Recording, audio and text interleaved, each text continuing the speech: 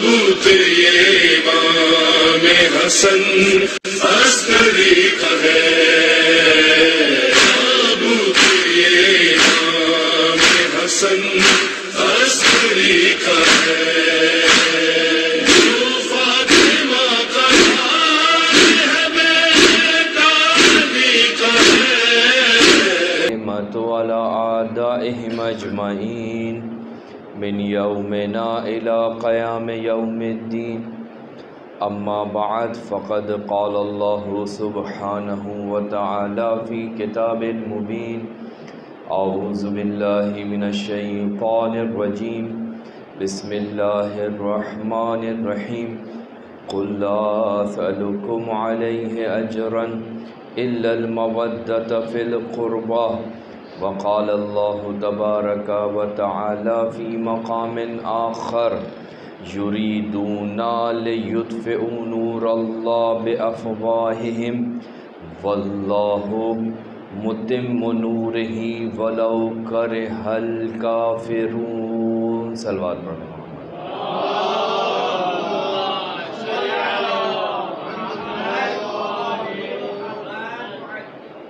परवरदिगार आपकी इबादत को अपनी बारगाह में कबूल फरमाए, आपको कोई गम न दे सिवाय गम अहले बैत के। अज़ीज़ान मोहतरम, कुरान मजीद फ़ुरक़ान हमीद की जिस आयत की तिलावत का शर्फ़ हासिल किया, इस आयत में परवरदिगार आलम रब्बुल इज़्ज़त का इरशाद हो रहा है कि कुछ लोग हैं जो ये चाहते हैं कि नूर परवरदिगार को ख़ामोश कर दिया जाए, गुल कर दिया जाए। युरीदूना, चाहते हैं, वो क्या चाहते हैं? लियुत्फ़िउ, ख़ामोश हो जाए, बंद हो जाए, गुल हो जाए। क्या गुल हो जाए? अल्लाह का नूर, अल्लाह का नूर बुझ जाए, अल्लाह का नूर ख़त्म हो जाए, अल्लाह का नूर खामोश हो जाए। बेअफ़वाहिहिम, अपने मुँह के ज़रिए इस अमल को चाहते हैं। वल्लाहु मुतिम्मु नूरिही, लेकिन परवरदिगार आलम कुछ और चाहता है। परवरदिगार आलम चाहता है कि ये नूर का सिलसिला ता वक्त मुकर्रर जारी व सारी रहे। वलौ करिहल काफिरून, वलौ ये सिलसिला काफिरों पर गिरा गुज़रे, उनका मौरिद पसंद ना हो, लेकिन परवरदिगार आलम चाहता है कि इस नूरानी सिलसिले को, इस नूर के सिलसिले को मुकम्मल करे, तमाम करे। उलमा ने, मुफस्सिरीन ने इस आयत के ज़ेल में जो शान नुज़ूल मुख्तलिफ बयान किए हैं, उनमें से एक शान नुज़ूल ये है कि यहूदी ये चाहते थे कि रसूल खुदा का नूर गुल हो जाए, ख़ामोश हो जाए। लिहाजा एक मरतबा एक यहूदी काब इब्न अशरफ अपनी कौम के पास आता है और कहता है, मुबारक हो तुम्हें। इस बात की मुबारक? कहा कि अल्लाह ने नूर मोहम्मद को ख़ामोश कर दिया, बुझा दिया। शायद उसका इशारा हो कि अब मोहम्मद की कोई नस्ल नहीं, मोहम्मद से औलाद नहीं, औलाद नरीना नहीं, और जब औलाद नरीना नहीं तो ये दीन जो मोहम्मद लेकर आया है ये मोहम्मद पर ही ख़त्म हो जाएगा। अपने यहूदियों को मुबारकबाद दे रहा है कि अल्लाह ने नूर मोहम्मद मुस्तफ़ा सल्लल्लाहु अलैहि वसल्लम को ख़ामोश कर दिया, गुल कर दिया, अब इसका काम मुकम्मल नहीं होगा। जब रसूल खुदा ने ये जुमला सुना तो रसूल खुदा पर गिरा गुज़रा, ये क्या बोल रहा है, ये क्या बातें हो रही हैं। तो परवरदिगार आलम ने इस आय करीमा को नाजिल किया, युरीदूना लियुत्फ़िउ, वो लोग चाहते हैं, यहूदी चाहते हैं, और यहूदी नहीं बहुत सारे लोग ये चाहते हैं, ये ख्वाहिश रखते हैं कि ख़ामोश हो जाए, गुल हो जाए। क्या गुल हो जाए? अल्लाह का नूर, अल्लाह का नूर ख़ामोश हो जाए। बहुत सारे लोग चाहते हैं, मिन जुमला यहूदी। شاید بہت سے مسلمان بھی یہ چاہتے ہوں کہ اللہ کا نور غل ہو جائے، جن کے دلوں میں ایمان نہیں اترا ان کی خواہش یہی تھی۔ کہا کہ وہ لوگ چاہتے ہیں، چاہتے رہیں، لیکن اللہ کیا چاہتا ہے؟ اللہ چاہتا ہے کہ اس نور کو مکمل کرے اس مقام تک کہ جہاں تک وہ چاہتا ہے، اب چاہے ان کے دلوں پر کیسا بھی گزرے۔ تو عزیزان محترم، دشمن کی یہ خواہش تھی کہ کسی بھی طریقے سے یہ اللہ کا نور غل ہو جائے، اللہ کا نور خاموش ہو جائے۔ لہٰذا ہر زمانے میں وہ مختلف انداز میں نور پروردگار کے سامنے کھڑا ہوتا ہوا دکھائی دیتا ہے۔ یہ نور پروردگار کیا ہے؟ اگر ہم قرآن اور روایات کو دیکھیں تو خود قرآن مجید میں اور روایات کے اندر نور کے مختلف مصادیق بیان کیے گئے۔ قرآن مجید کو بھی نور پروردگار کہا گیا ہے، رسول اللہ کو بھی نور سے یاد کیا گیا ہے، اور روایات میں ائمہ معصومین کو بھی نور سے یاد کیا گیا ہے۔ پروردگار چاہتا ہے کہ قرآن بھی رہے، پروردگار چاہتا ہے محمد و آل محمد بھی رہے۔ پروردگار کیا چاہتا ہے؟ اللہ کا نبی جو حدیث ثقلین بیان کر رہا ہے، اس حدیث میں کیا کہا؟ انی تارکن فیکم الثقلین کتاب اللہ و عطرتی اہل بیتی، میں دو چیزیں چھوڑ کر جا رہا ہوں، ایک اللہ کی کتاب اور دوسرا عطرت رسول۔ یہ دونوں نور ہیں، اس کو اگر کوئی انسان بجھانا چاہے، اس کتاب کو کوئی ختم کرنا چاہے، ان اہل بیت کو اس دنیا سے اپنے راستے سے کوئی ہٹانا چاہے، تو یاد رکھو جب تک پروردگار عالم ان انوار کو مکمل نہیں کر لیتا، یہ سلسلہ نورانیہ جاری و ساری رہے گا۔ کسی انسان کے اندر اتنی طاقت و قدرت نہیں کہ وہ پروردگار عالم کے سامنے کھڑا ہو۔ لہٰذا نور الہی کیا ہے؟ قرآن نور الہی ہے، دین نور الہی ہے، کہ جو خود قرآن کے اندر پروردگار فرماتا ہے لِيُظْهِرَهُ عَلَى الدِّينِ كُلِّهِ، اس دین کو پروردگار عالم تمام ادیان کے اوپر غالب کرے گا، اور جس کے ذریعے غالب کرے گا وہ بھی نور ہوگا، جس کے ذریعے یہ دین دنیا میں چھا جائے گا وہ بھی اللہ کے نور میں سے، انوار میں سے ایک نور ہے۔ رسول خدا نور، ائمہ معصومین نور۔ روایت میں ہے ساتویں امام کاظم علیہ السلام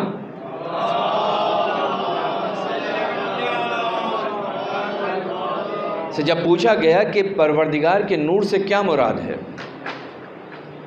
یہ جو آیت میں نور اللہ کہا گیا ہے، یہ اللہ کا نور، اس سے مراد کیا ہے؟ تو ساتویں امام فرماتے ہیں نور اللہ سے مراد علی ابن ابی طالب کی ذات ہے۔ علی اللہ کا نور ہے کہ جسے بہت سارے لوگ بجھانا چاہتے ہیں، خاموش کرنا چاہتے ہیں، لیکن پروردگار عالم یہ نہیں چاہتا۔ پروردگار کیا چاہتا ہے؟ متم نور ہی، جب تک اس علی کا آخری فرزند اس دنیا میں نہیں آ جاتا اس وقت تک یہ نور باقی رہیں گے، یہ انوار باقی رہیں گے۔ علی کا اتمام ہوگا آخری مہدی سے، صلوات پڑھیں محمد والی۔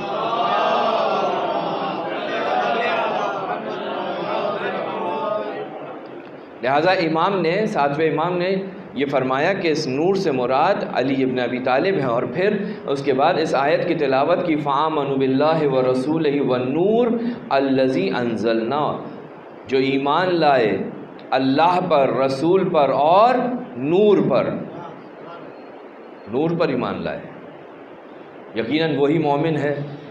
ایمان کے لیے ایک شرط ہے، اللہ پر ایمان، رسول پر ایمان، اور رسول کے اولیاء پر ایمان، رسول کے خلفاء پر ایمان، رسول کے جانشینوں پر ایمان۔ جب تک ان جانشینوں کے پہلے سردار علی ابن ابی طالب پر ایمان نہ ہو اس وقت تک کوئی مومن ہو نہیں سکتا۔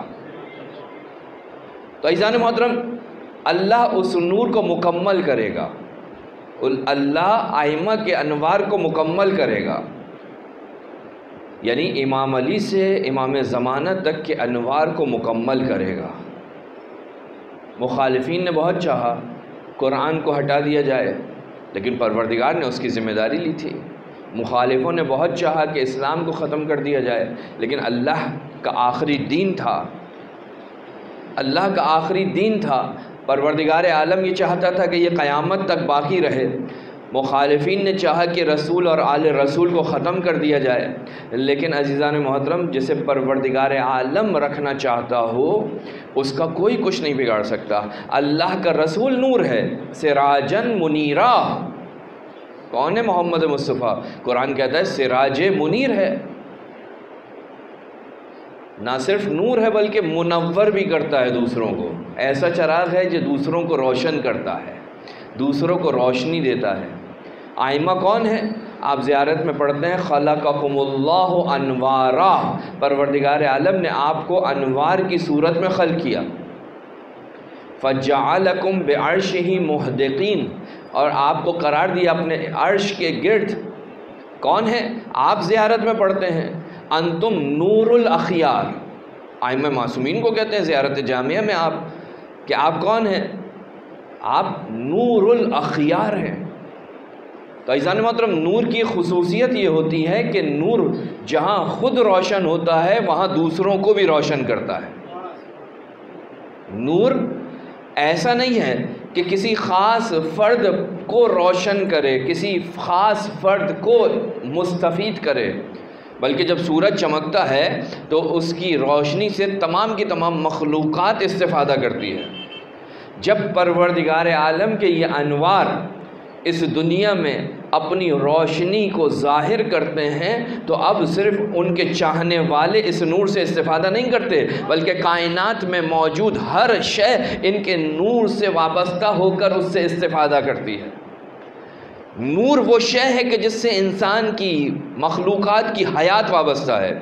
اگر سورج کو ہٹا دیا جائے تو اس دنیا کے اندر ایک خلل پیدا ہوگا، ایک مشکل پیدا ہوگی، حیات ختم ہونے لگے گی۔ اسی طرح سے اگر وہ انوار کے جن کو پروردگار عالم نے اس دنیا کے اندر قرار دیا ہے، اگر ان انوار کو اس دنیا سے نکال دیا جائے تو یہ دنیا تباہ و برباد ہو جائے گی۔ یہ دنیا انہی انوار کے وجود کے سبب اس وقت قائم ہے۔ نور حیات کا سبب ہے، اگر نور نہ ہو تو کچھ دکھائی نہیں دیتا، اگر نور نہ ہو تو تاریکی ہوتی ہے، اور اگر اہل بیت کا نور اس دنیا میں نہ ہو تو دنیا تاریک ہو جائے، دنیا تباہ و برباد ہو جائے۔ تو عزیزان محترم پروردگار عالم نے ان انوار کو اس دنیا کے اندر قرار دیا۔ آج جس نور کی شہادت کی شب ہے وہ ہمارے 11ویں امام امام حسن عسکری کی ذات ہے۔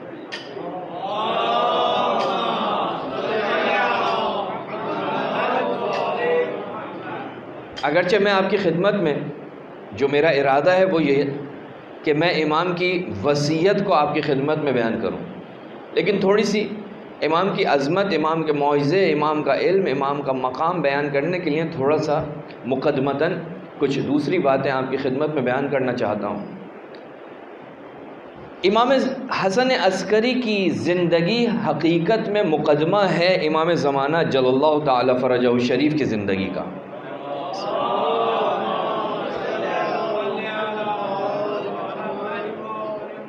یعنی اگر آپ آئمہ معصومین کی تاریخ کا مطالعہ کریں تو یہ آخری کے تقریباً 8ویں امام کے بعد 9ویں 10ویں 11ویں امام، یہ وہ زمانہ ہے کہ جس میں آئمہ معصومین کا اپنے چاہنے والوں سے ربط بالکل ختم ہو گیا ہے، بہت کم ہو گیا ہے۔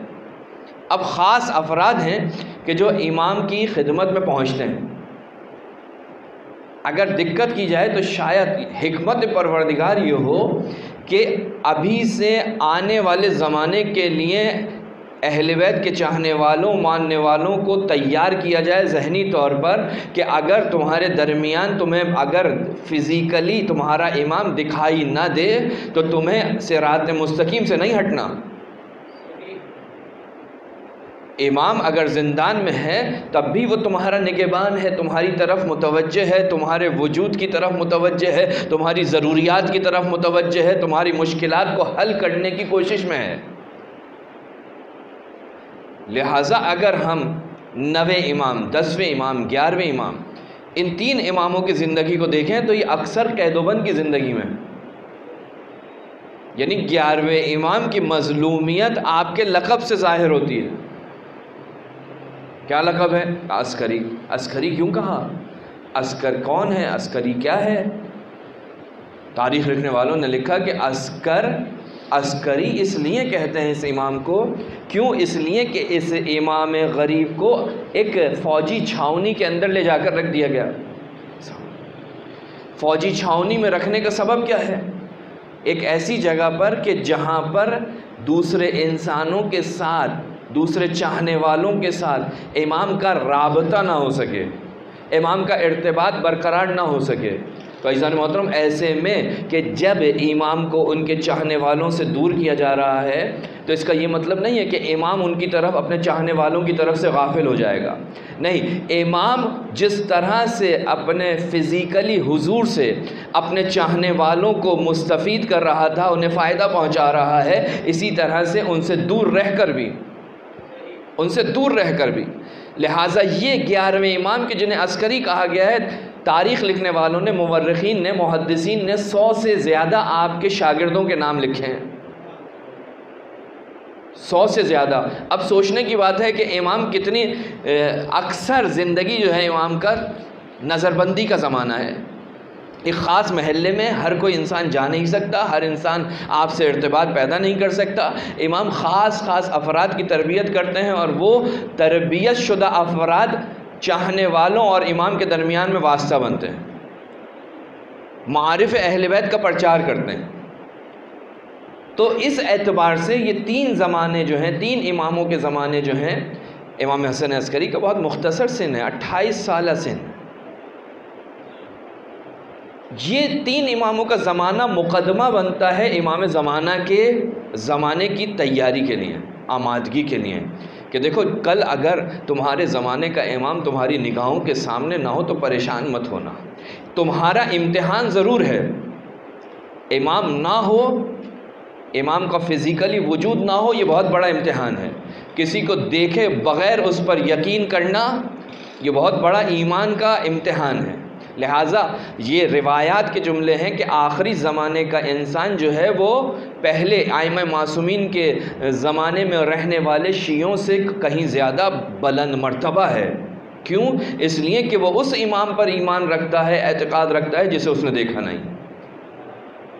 دیکھے بغیر امام کے اوپر عقیدہ رکھنا، اعتقاد رکھنا، حجت خدا کو قبول کرنا، یہ انسان کے ایمان کی بلندی کی علامت ہے، پختگی کی علامت ہے. تو یہ اللہ کا نور ہے، تم اسے کتنا ہی بجھانے کی کوشش کرو، اللہ ہی چاہتا ہے متم و نور اللہ، تمام ہو، مکمل ہو. لہٰذا پروردگار عالم نے اپنے 12ویں نور کو پردہ غیب میں قرار دیا. دنیا چاہتی تھی کہ اسے بجھا دے، پروردگار نے کہا نہیں، جب تک میں نہیں چاہوں گا میرا نور اس روئے زمین پر باقی ہے.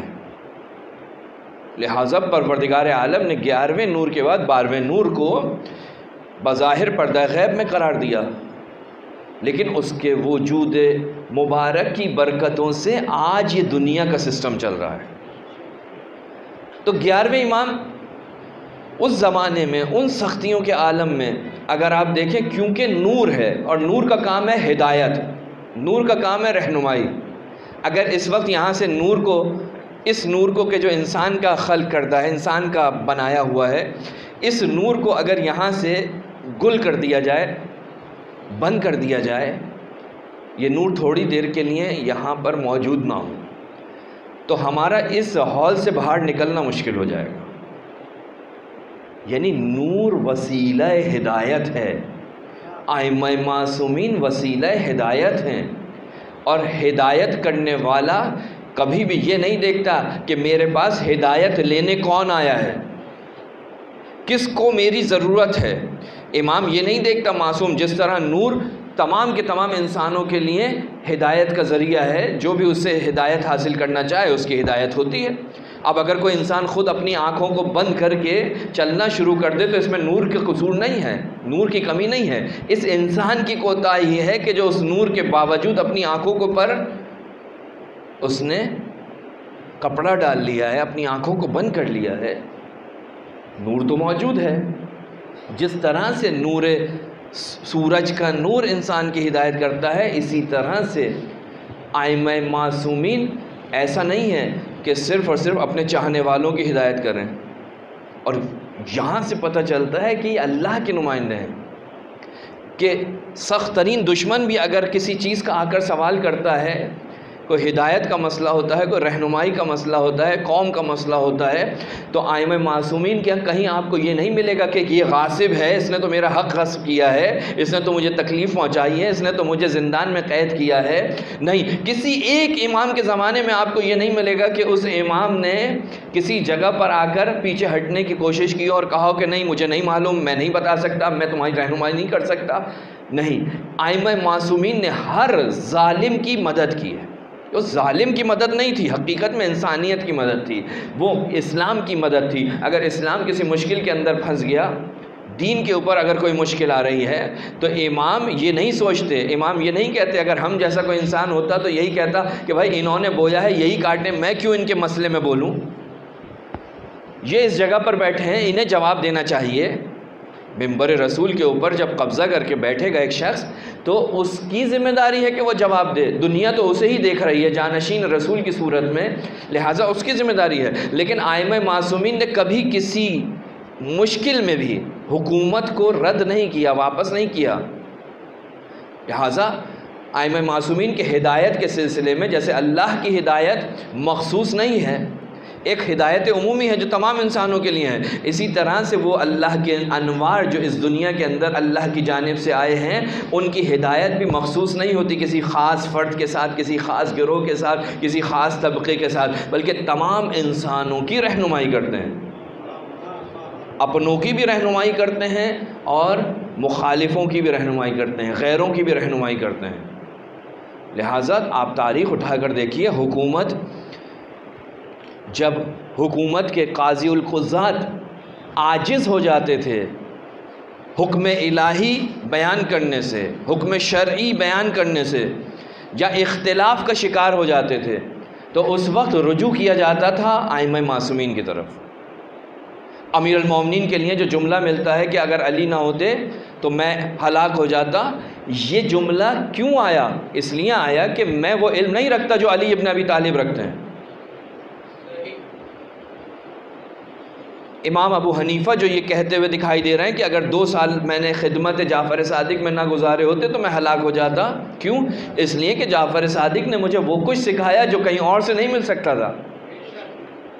یعنی ائمہ معصومین نے یہ نہیں دیکھا کہ یہ شخص کل میرے سامنے ایک مکتب لے کر کھڑا ہوگا، ائمہ معصومین کے ہاں کوئی نہیں ملتا۔ یعنی اس وقت اگر ہم دیکھیں، آج کے اعتبار سے دیکھیں تو فقہ جعفریہ کے مقابلے میں فقہ حنفی ہے آج کے اعتبار سے، اس زمانے میں کچھ اور مسئلہ تھا۔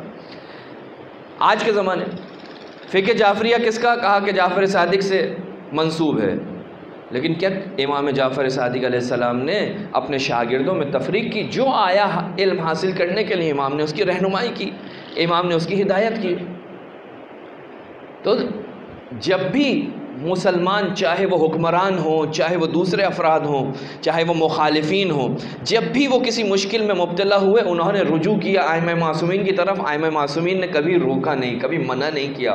25 سال تک امیر المومنین گھر کے اندر بیٹھے رہے، لیکن اس 25 سال کے دوران جب بھی علی ابن ابی طالب کے پاس کوئی مشکل کو پیش کیا گیا، علی نے اس کا حل بتایا، علی نے رہنمائی کی۔ اسی طرح سے ہم دیکھتے ہیں کہ 11ویں امام کے زمانے میں حکومت ہے، ایک مرتبہ ایک شخص کہ جو عیسائی تھا، اس نے مسلمان عورت کی حرمت کو پامال کیا۔ جب اسے گرفتار کر کے حاکم وقت کے پاس لے جایا گیا اور سزا سنانے کا وقت آیا، تو کیونکہ عیسائی تھا اس نے فوراً اپنی زبان کے اوپر اسلام کا کلمہ جاری کر دیا۔ جیسے ہی اسلام کا کلمہ جاری ہوا، وہاں پر بیٹھے ہوئے لوگوں میں اختلاف ہو گیا۔ کسی نے کہا کہ کیونکہ اس نے کلمہ پڑھ لیا لہٰذا اس کے پچھلے سارے گناہ معاف ہو گئے۔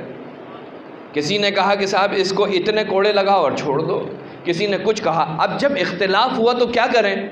اب روایت کہتی ہے کہ امام حسن عسکری کو خط لکھا گیا۔ امام حسن عسکری سے کہا گیا کہ آپ بتائیے کہ اس مسئلے میں کیا کیا جائے۔ آپ دیکھیے، یہ خود ایک انسان کی عقل کو جھنجھوڑنے والی بات ہے کہ جہاں 70 سال کے مفتی موجود تھے، اس زمانے میں بھی ایک 25-26 سال کے جوان سے پوچھا جا رہا ہے، استفسار کیا جا رہا ہے کہ آپ اپنی رائے دیں۔ اس کا مطلب یہ ہے کہ اس عمر میں ان کی علمیت کے قائل تھے، انہیں فرزند رسول جانتے تھے، انہیں وارث علم رسول جانتے تھے۔ لہٰذا امام حسن عسکری کو خط لکھتے ہیں اور پوچھتے ہیں کہ آپ بتائیے کہ ہم اس مسئلے میں کیا کریں؟ یہاں اختلاف ہو گیا، یحییٰ ابن اقسم جیسا آدمی کہتا ہے اس کے گناہ سارے کے سارے معاف ہو گئے، اس کو معاف کر دیا، اس کو چھوڑ دیا جائے۔ امام حسن عسکری نے خط لکھا، کہا کہ اس کو اتنا مارو کہ مر جائے۔ اب جب یہ امام کا فیصلہ وہاں پہنچا اور پڑھا گیا تو پھر اختلاف، کہا کہ یہ کیسے ہو سکتا ہے، انہوں نے کیسے کہہ دیا، دلیل کیا ہے؟ دوبارہ خط بھیجا گیا امام حسن عسکری علیہ السلام کی خدمت میں، کہا کہ آپ بتائیے یہاں پر اختلاف ہو گیا ہے اس مسئلے میں، اور یہ لوگ کہتے ہیں کہ آپ کے پاس دلیل کیا ہے؟ تو امام نے کہا کہ قرآن کی فلاں آیت ہے جس میں پروردگار عالم فرماتا ہے کہ اگر کوئی خوف کی وجہ سے ایمان لے آئے تو اس کا ایمان اسے کوئی فائدہ نہیں پہنچاتا۔ اب جب اس نے دیکھا کہ اب میری جان جا رہی ہے تو اس نے ایمان کا اظہار کیا، لہٰذا اب اس کا ایمان قابل قبول نہیں، اس کو اتنا مارو کہ یہ اپنی جان دے دے۔ اختلاف ہو رہا ہے، امام نے کہاں سے حل کیا؟ قرآن سے۔ یہ وہی تو بتائے گا جس کے پاس قرآن کا علم ہو، یہ وہی بتا سکتا ہے۔ تو عزیزان محترم، امام کس کا مسئلہ حل کر رہے ہیں؟ حاکم کا، حکمران کا۔ آپ کے اور میرے اعتبار سے حکمران مخالف گروہ ہے، اور ائمہ معصومین کی تاریخ ہے۔ آپ کا ہر امام کربلا کے بعد جو اس دنیا سے جا رہا ہے، خود امام حسین کے بعد، یعنی وہ بھی اور ان سے پہلے بھی اور ان کے بعد بھی جتنے بھی اماموں کی شہادتیں ہوئی، سب کو حاکم وقت کے طرف سے زہر دیا گیا۔ کیا ائمہ معصومین نہیں جانتے تھے؟ جانتے تھے، لیکن اس کے باوجود کیونکہ مسئلہ ایک شرعی مسئلہ تھا، امام جو ہیں وہ فوراً اس مسئلے کا حل بیان کرتے ہیں۔ بارش نہیں ہو رہی، قحط پڑ گیا، کیا کریں؟ مسلمان جاتے ہیں 3 دن تک نماز استسقاء پڑھتے ہیں، جس کی روایت ہے اور آپ نے کتابوں کے اندر، شرعی کتابوں میں موجود ہے، شریعت کی کتابوں میں، کہ اگر بارش نہ ہو تو جا کر نماز استسقاء پڑھو۔ جا کر 3 دن تک نماز استسقاء پڑھتے ہیں، لیکن بارش نہیں ہوتی، کیا کریں؟ چوتھے دن عیسائیوں کا ایک گروہ آتا ہے، جاتا ہے بیابان میں، ہاتھ اٹھاتا ہے، آسمان برسنا شروع ہو جاتا ہے۔ کیا کریں؟ لوگ پریشان ہیں۔ اب یہاں پر 2 طرح سے روایت ہے۔ ایک چاہنے والا امام کا کسی طرح سے امام تک پہنچتا ہے، امام کے پاس جاتا ہے، امام سے کہتا ہے کہ مولا 2 مسئلوں کے تحت آیا ہوں، لیکن راوی کہتا ہے جب میں امام کے پاس پہنچا، جب لوگوں نے عیسائی کے ہاتھوں بارش ہوتے ہوئے دیکھا تو کہا کہ اس کا دین، جن کے دین کمزور تھے، جن کے عقائد کمزور تھے، جب انہوں نے اس کرامت کو عیسائی کے ہاتھوں دیکھا، عیسائی پادریوں کے ہاتھوں دیکھا، تو ان کے دین کھڑانے لگے، عقیدہ ان کا کمزور تھا، مشکلات میں مبتلا ہونے لگے۔ دوسرے دن جا کر انہوں نے ہاتھ اٹھائے، دوسرے دن بارش ہوئی، یہ چاہنے والا امام کے پاس پہنچا۔ جب پہنچا تو روایت کہتی ہے کہ امام ایک قبر کھود رہے تھے، اس نے قبر کھودتے ہوئے دیکھا، اس کی آنکھوں سے آنسو نکلے، کہا مولا میں یہ کام نہیں کر سکتا۔ شاید وہ سوچ رہا تھا کہ امام اس دنیا سے رخصت ہونے والے ہیں اور مجھے یہ کام کرنا پڑے گا۔ امام نے کہا نہیں، تجھ سے یہ کام نہیں ہوگا، تجھ سے یہ کام نہیں لیا جائے گا، بتا کیسے آنا ہوا؟ کہا میں 2 مسئلوں کو لے کر آیا ہوں۔ ایک تو یہ مسئلہ، ایک میرا سوال ہے کہ روایت میں ہے لا تعادل ایام، کہا دنوں کے ساتھ جھگڑا مت کرو، دنوں کے ساتھ مت الجھو، دنوں کے ساتھ دشمنی مت کرو۔ یہ دنوں سے مراد کیا ہے؟ تو امام نے فرمایا دنوں سے مراد ہم معصومین ہیں۔ کہا ہفتے کا دن منسوب ہے کس سے؟ رسول خدا سے۔ دنوں کے ساتھ دشمنی مت کرو، رسول خدا سے دشمنی مت کرو۔ کہا اتوار کا دن ہمارے جد امیر المومنین اور ہماری جدہ فاطمہ زہرا سے منسوب ہے،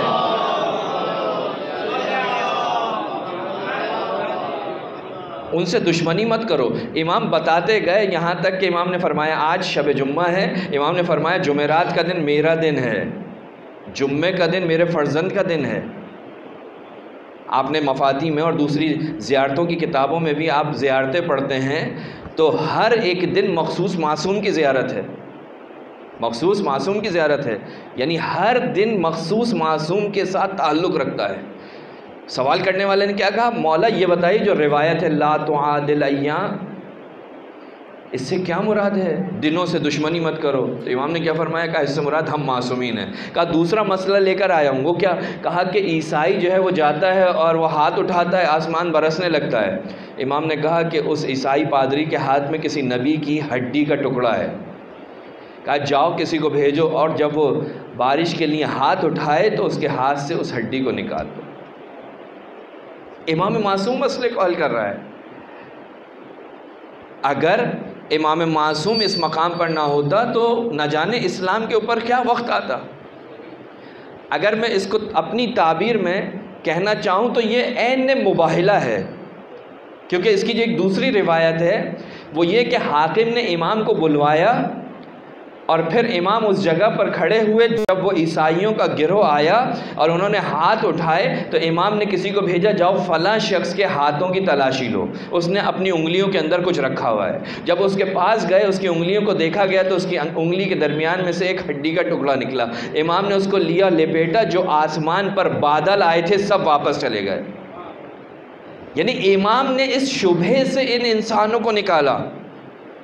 اگر امام معصوم نہ ہو تو یہ حکمران جو معصوم امام کے منصب پر بیٹھے ہوئے تھے یہ کیسے اس مسئلے کو حل کریں؟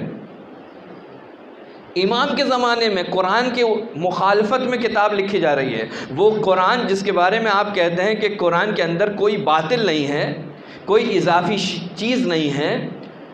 اسحاق کندی مسلمان ہے، لیکن کیا دماغ میں کیا آ گیا کہ جب قرآن کے اندر جو ہے آپس میں بہت ساری جگہوں پر تضاد پایا جاتا ہے، ٹکراتی ہیں بہت ساری باتیں، لہٰذا وہ جو قرآن کے اندر اس کی نگاہ میں تضاد ہے اس کو وہ قرآن سے باہر نکال دے۔ ایک کتاب لکھ رہا ہے اور اس کتاب کا نام یہی ہے کہ قرآن کے تضاد۔ امام حسن عسکری ایک اسی کے شاگرد کو تربیت کرتے ہیں، کہتے ہیں جاؤ پہلے اس کے قربت حاصل کرو اور پھر اس سے کہنا، اس سے جب قربت حاصل ہو جائے تو اس سے کہنا کہ استاد ہم جس کی کتاب پر اعتراض کر رہے ہیں کیا اس انسان کو، اس ذات کو جس کی وہ کتاب ہے اس کو یہ حق حاصل ہے کہ وہ آ کر ہم سے کہے کہ صاحب جو آپ میری کتاب سے سمجھ رہے ہیں میری مراد وہ نہیں ہے؟ کہا بالکل ہے۔ آپ اللہ کی کتاب سے کچھ سمجھ رہے ہیں، کیا اللہ کو یہ حق ہے کہ وہ اللہ آپ سے کہہ سکے کہ جو تم سمجھ رہے ہو میں وہ بیان کرنا نہیں چاہتا؟ کہا بالکل ہے۔ کہا اگر ایسا ہے تو یہ جو آپ جن چیزوں کو تضاد سمجھ رہے ہیں کیا ضروری ہے کہ پروردگار عالم نے آپ کی سمجھ کے مطابق ایسا بیان کیا ہو؟ ایک مرتبہ خاموش ہو گیا۔ کہا یہ بتا تیرے دماغ میں یہ سوال کس نے ڈالا؟ کہا خود۔ کہا نہیں، کہا نہیں، اصرار کیا، کہا حسن عسکری نے یہ ڈالا ہے۔ فوراً وہ کتاب منگوائی، اس کتاب کو جلا دیا، آگ لگا دی۔ یعنی قرآن کے تضاد، آپ سوچئے قرآن کے اوپر کتنی بڑی مصیبت آتی اس کتاب کے بعد۔ کہ صاحب کتاب ہدایت ہے، ہمارا عقیدہ یہ ہے کہ اس میں کوئی باطل چیز نہیں ہے، اس میں ٹکراؤ نہیں ہے، اور یہ مسلمان عالم ایک کتاب لکھ رہا ہے جس کا عنوان یہی ہے۔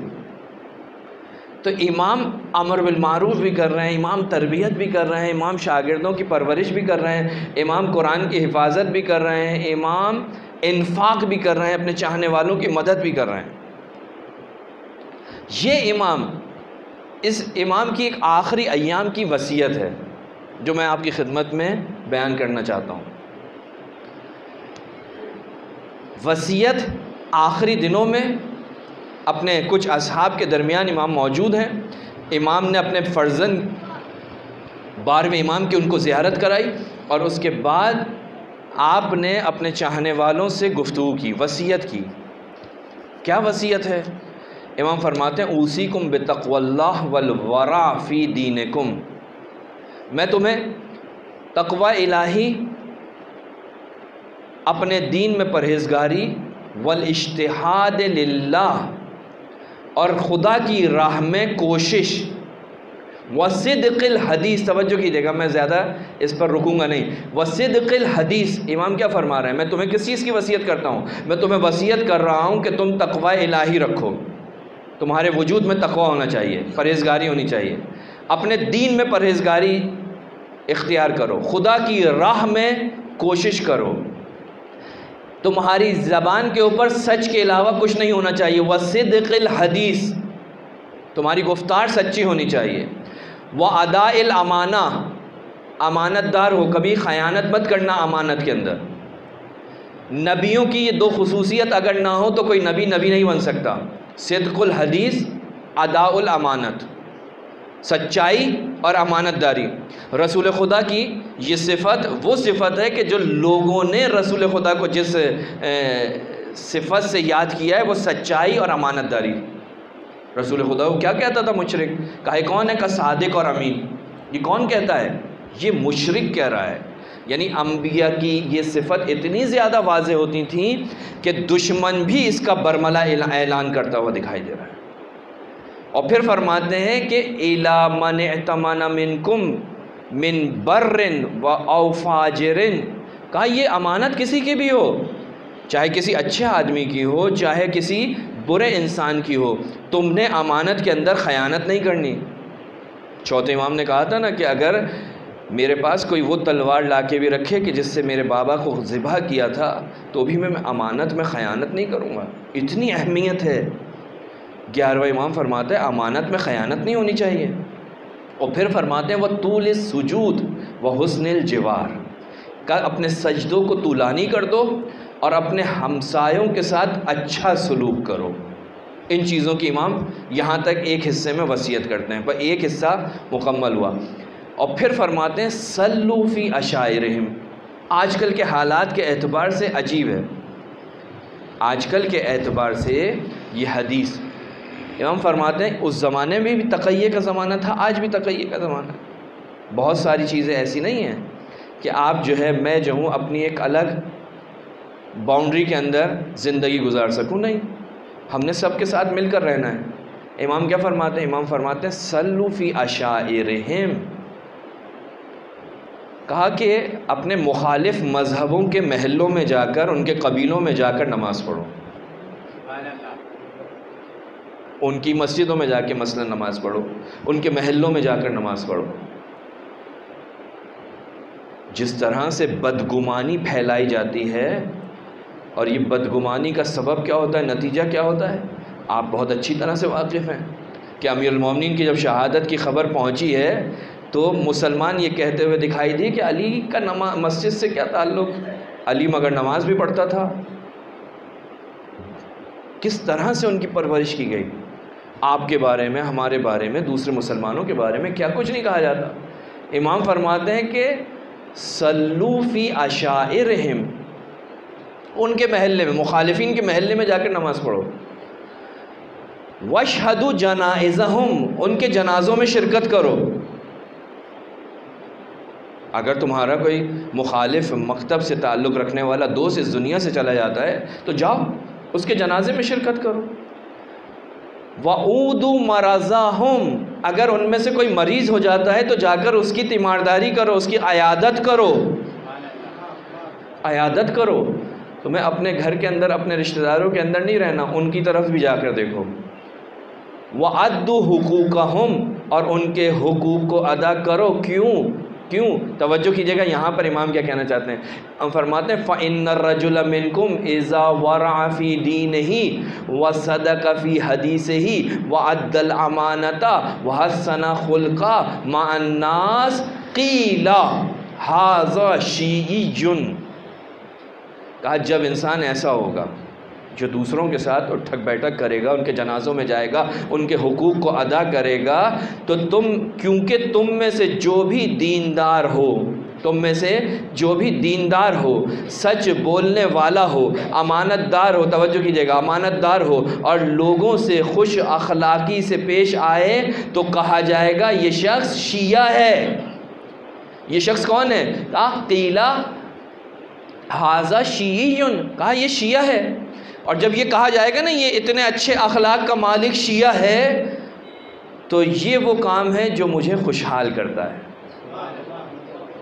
آپ اپنے زمانے کے امام کو آپ امام حسن عسکری کو آپ اپنے 12 اماموں کو خوشحال کرنا چاہتے ہیں تو آپ کو ایسا بننا پڑے گا کہ دوسرا آپ کے عمل کو دیکھ کر کہے، اچھے عمل کو دیکھ کر یہ کہے کہ ھذا شیعیٌ، یہ کون ہے؟ کہا شیعہ ہے، یہ شیعہ ہے۔ عزیزان محترم، یہ شیعہ کہنا بہت آسان ہے، شیعہ کہلوانا بہت آسان ہے۔ چھٹے امام امام جعفر صادق علیہ السلام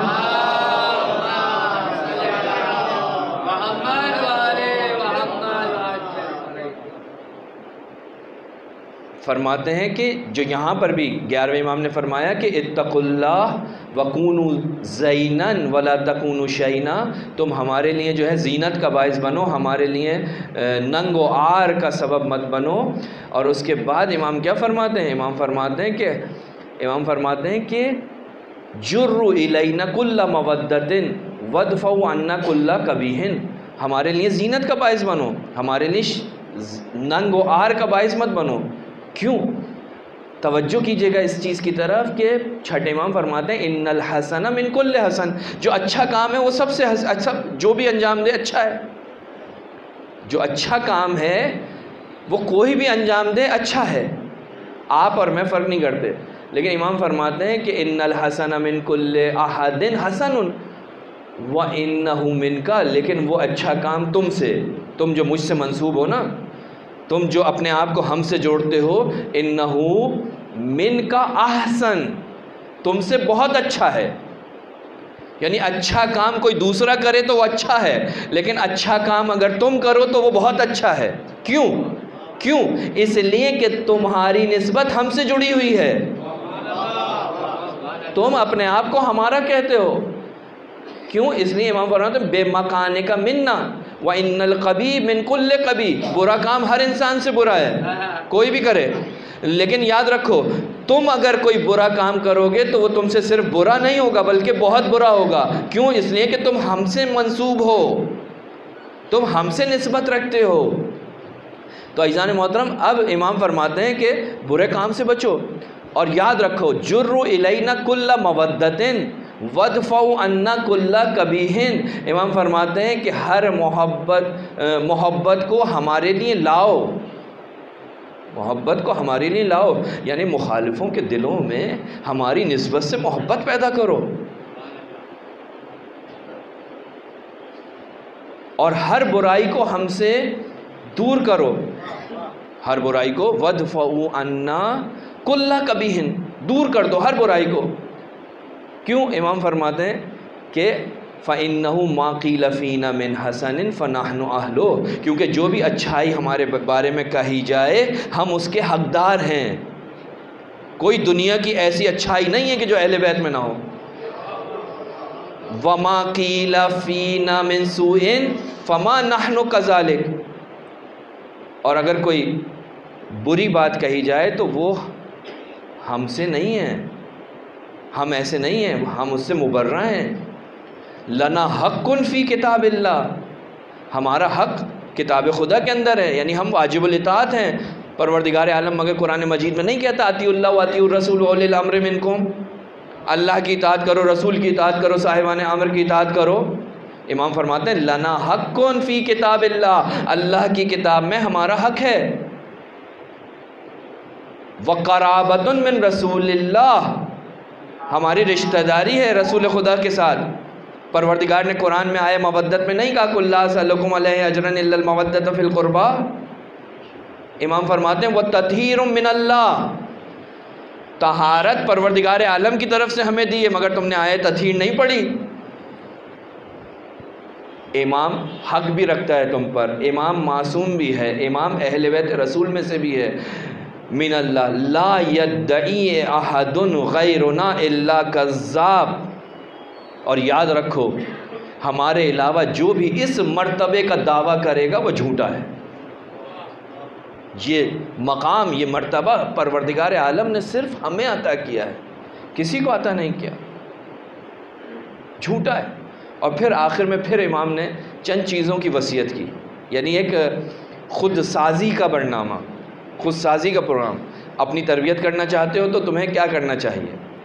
امام فرماتے ہیں کہ اکثروا ذکر اللہ، کثرت کے ساتھ اللہ کا ذکر کیا کرو، یعنی تمہاری زبان کے اوپر وہ کلمات نہ ہو کہ جو تمہیں اللہ سے دور کر دیں، اللہ کے ذکر سے دور کر دیں۔ اکثر ذکر اللہ، کثرت سے اللہ کا ذکر کرو، اور فرمایا ذکر الموت، موت کا ذکر کثرت سے کرو، وتلاوت القرآن، قرآن کی تلاوت کرو۔ یہ وہ چیزیں ہیں جو انسان کی نجات کا باعث بنیں گی۔ انسان کے دل کو صاف کرنے کا جو ذریعہ ہے وہ تلاوت قرآن ہے۔ انسان کے دل سے زنگ کو ختم کرنے والی چیز کا نام ہے تلاوت قرآن۔ اللہ کا نبی فرماتا ہے کہ ان هذه القلوب تصدع كما يصدع الحديد، کہا یہ جو دل ہیں یہ زنگ آلود ہو جاتے ہیں جس طرح سے لوہا زنگ آلود ہوتا ہے۔ رسول خدا کے صحابی نے پوچھا پس اس کے زنگ کو کیسے ختم کریں؟ رسول خدا نے فرمایا کہ تلاوت قرآن کے ذریعے، قرآن کی تلاوت کرو گے تمہارے دل کا زنگ ختم ہو جائے گا۔ اس کے قراءت سے غافل نہیں ہونا۔ یا بنی لا تغفل عن قراءت القرآن فإن القرآن یحیی القلب المیت، یہ مردہ دلوں کو زندہ کرتا ہے۔ امام ایک پروگرام دے رہے ہیں، تمہاری زندگی میں کیا ہونا چاہیے؟ اللہ کا ذکر کثرت سے ہونا چاہیے۔ تمہاری زندگی میں کیا ہونا چاہیے؟ موت کا ذکر کثرت سے ہونا چاہیے۔ اور کیا ہونا چاہیے؟ قرآن مجید کی تلاوت کثرت سے ہونی چاہیے۔ اور کیا ہونا چاہیے؟ فرمائے والصلاۃ علی النبی صلی اللہ علیہ وآلہ وسلم،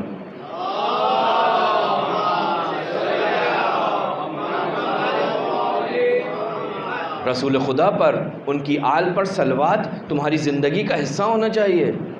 یہ عجیب اہمیت کی حامل شے ہے یہ صلوات، کبھی بھی انسان اس کو حقیر نہ سمجھے، کم نہ سمجھے۔ روایت کہتی ہے کہ میزان پر جب انسان کے اعمال تولے جا رہے ہوں گے تو اس وقت جو سب سے زیادہ سنگین ترین چیز ہوگی، جس کا وزن بہت زیادہ ہوگا، وہ کیا ہے؟ وہ درود ہے، وہ صلوات ہے۔ کہ روایت کہتی ہے اثقل ما یوضع فی المیزان یوم القیامہ الصلاۃ علی محمد و آل محمد، جو بھاری ترین چیز جو انسان کے ترازو کے پلڑے کو، اعمال کے پلڑے کو بھاری کر دے گی، وہ کیا ہے؟ وہ رسول خدا اور ان کی آل پر درود ہے۔ یہ صلوات کیا ہے؟ روایت کہہ رہی ہے کہ کل دعاء محجوب، جو دعا ہے آپ کی وہ اس کے اوپر پردے میں ہوتی ہے۔ حتی یصلی علی محمد، یہاں تک کہ آپ صلوات پڑھیں۔ لہٰذا معصومین فرماتے ہیں، بزرگان فرماتے ہیں، دعا سے پہلے اور دعا کے بعد درود پڑھا جائے تاکہ وہ دعا تمہاری خدا تک پہنچ جائے۔ فرماتے ہیں کہ عشر و حسنات، اس کے اندر 10 نیکیاں ہیں۔ احفظو، 11واں امام فرما رہا ہے احفظو ما وصیتکم بہ، میں نے جو تم کو وصیت کی ہے نا، اس کو محفوظ کر لو، اس کو اپنے دماغ کے اندر بٹھا لو۔ وَأَسْتَوْدِعُكُمُ اللَّهُ، میں تمہیں خدا کے حوالے کرتا ہوں۔ وَأَقْرَأُ عَلَيْكُمُ السَّلَامُ، اور تم پر سلامتی ہو۔ امام اپنے چاہنے والوں پر سلام بھیج رہا ہے۔ عزیزان محترم، یہ وصیت اس کو اپنے ذہن نشین کرنا چاہیے۔ امام کیا چاہتا ہے، امام کیا چاہ رہا ہے۔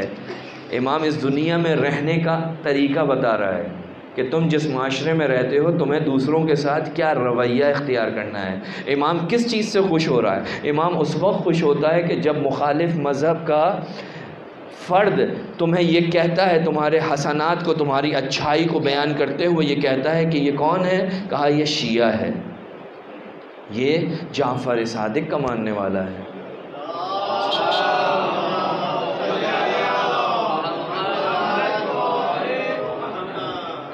عزیزان محترم، یہ وصیت ہر کسی کے پاس نہیں ہے، یہ آپ کے پاس ہے۔ آپ کا اور میرا فرض ہے کہ ہم ان ائمہ معصومین کی وصیتوں پر عمل کریں۔ بہترین نسخہ ہے نجات کا، بہترین نسخہ ہے کامیابی کا۔ اس دنیا میں بھی کامیابی ہے، اس دنیا میں بھی کامیابی ہے۔ آج یہ 11واں امام جس کی وصیت میں نے آپ کی خدمت میں پڑھی، اس امام کی شہادت کا دن 8 ربیع الاول 280 ہجری اور 28 سال کا سن۔ 28 سال کی عمر میں آپ کا یہ امام اس دنیا سے جا رہا ہے۔ تاریخ کہتی ہے کہ جب آپ کے 11ویں امام کی شہادت ہوئی ہے نا، تو سامرہ کا بازار بند ہو گیا تھا اور لوگ جونک در جونک امام حسن عسکری کے گھر کی طرف جا رہے تھے۔ میں کہوں گا مولا آپ اس غربت کے عالم میں، اس اسارت کے عالم میں آپ کا مقام اتنا تھا کہ آپ کی شہادت کے وقت لوگوں نے بازار بند کر دیے تھے، سیاہ پرچم لہرا دیے تھے، لیکن ہائے کربلا کا شہید حسین غریب۔ جب آخری وقت قریب آیا ہے نا امام کا، تو امام نے اپنے ایک خدمت گزار جس کا نام ہے ابو الادیان کو کچھ خطوط دیے اور کہا کہ جاؤ مدائن میں جا کر یہ خط فلاں فلاں کو دے دو، اور جب تم 15 دن کے بعد واپس پلٹو گے نا تو دیکھو میرے گھر سے رونے کی آوازیں بلند ہو رہی ہوں گی، اور میرا جنازہ اس تخت پر رکھا ہوگا کہ جہاں پر مجھے غسل دیا جائے گا۔ کہا مولا تو جب میں آؤں گا تو اس وقت میں کیا کروں؟ کس کو جواب دوں؟ کس سے بات کروں؟ کہا جو تم سے سوالوں کے جواب کو طلب کرے، خطوط کے جواب کو طلب کرے، سمجھ جانا وہی میرا جانشین ہے۔ مولا اور بتائیے؟ کہا جو میری نماز پڑھائے، سمجھ جانا وہی میرا جانشین ہے۔ میں کہوں گا مولا آپ تو جا رہے ہیں، لیکن آپ کے جنازے پر آپ کا بیٹا نماز پڑھانے کے لیے موجود ہے، آپ کے جنازے پر کفن موجود ہے۔ لیکن حسین غریب اتنا غریب تھا کہ سید سجاد اپنے بابا کو نہ کفن دے سکا، نہ اپنے بابا کے جنازے کو دفن کر سکا، نہ اپنے بابا کے جنازے پر نماز پڑھ سکا۔ اجرکم اللہ۔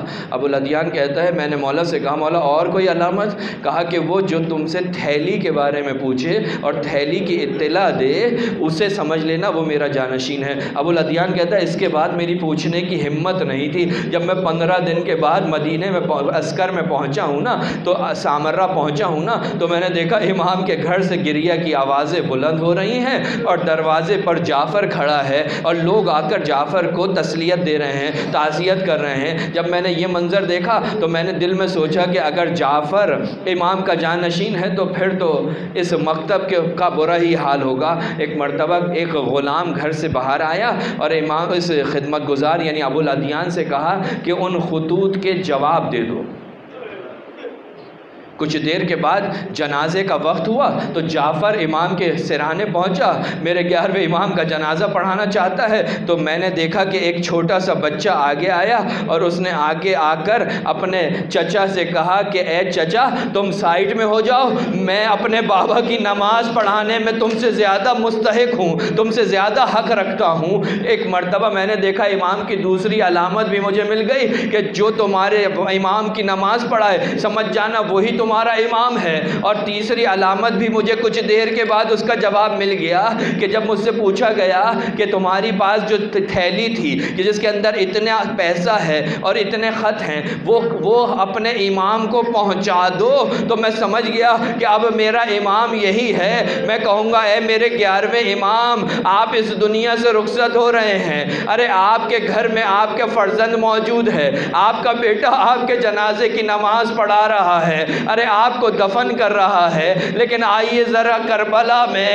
ارے سید سجاد کے اوپر کیا گزر رہی تھی کہ جب سید سجاد نے خیمے کا پردہ ہٹایا تھا نا، تو سید سجاد کے خیمے کے پردہ ہٹنے کے بعد سید سجاد نے اپنے بابا کو کس عالم میں دیکھا کہ بابا کا کٹا ہوا سر نو کے نیزہ پر بلند، بابا کا کٹا ہوا سر نو کے نیزہ پر بلند تھا۔ ارے سید سجاد یہ کہہ رہا ہے السلام علیکہ یا اباتے، ارے سلام ہو میرے بابا پر، ارے جس کے سر کو جسم سے جدا کر دیا گیا۔ ارے ایک مرتبہ یہ اتنا مظلوم امام ہے، جب اس امام کو قیدی بنا کر کوفے کی جانب لے جایا جا رہا تھا۔ ایک مرتبہ مقتل کی جانب نگاہ پڑی، کیا دیکھا؟ بابا کا لاشا بے گور و کفن کربلا کی زمین پر پڑا ہے۔ ارے بیٹے کی چہرے کا رنگ تبدیل ہوا جب پھوپھی نے یہ منظر دیکھا۔ علماء کہتے ہیں زینب نے اپنے آپ کو اونٹ سے گرایا۔ سید سجاد کی توجہ جناب زینب کی طرف ہوئی، کہا پھوپھی اماں کیا ہوا؟ تو پھوپھی نے کہا بیٹا سجاد تو نے اپنی یہ کیا حالت بنا رکھی ہے؟ اس وقت میرے چوتھے امام نے کہا پھوپھی اماں جوان بیٹا موجود، بابا کا لاشا بے گور و کفن۔ الا لعنت اللہ علی قوم الظالمین وسیعلم الذین ظلموا